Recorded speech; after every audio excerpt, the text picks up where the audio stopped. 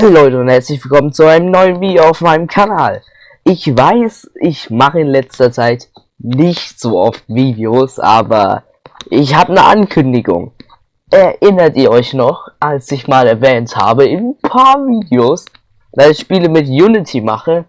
Tja, da kann ich euch mal was sagen. Ich arbeite an einem Spiel für Nebelnik, was auf dem Video von Nikiwin basiert. Ja, wir haben tolle und spannende Bosse in diesem Spiel.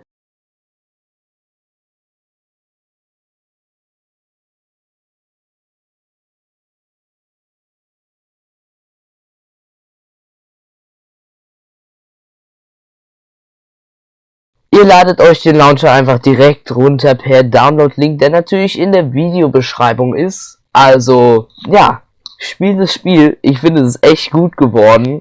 Leute sagten tatsächlich auch, dass das Spiel für ein Meme-Spiel echt nicht so viel Spaß machen sollte.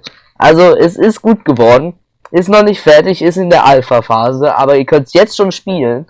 Und das Gute an dem Launcher ist, wenn ihr ihn startet und dann das Spiel startet, checkt ihr vorher, ob es Updates gibt. Das heißt, wenn ich eine neue Version raushau, müsst ihr euch tatsächlich dann kein neues Update irgendwie nochmal manuell runterladen. Das macht der Launcher alles von selber. Also ladet es euch noch heute runter und spielt das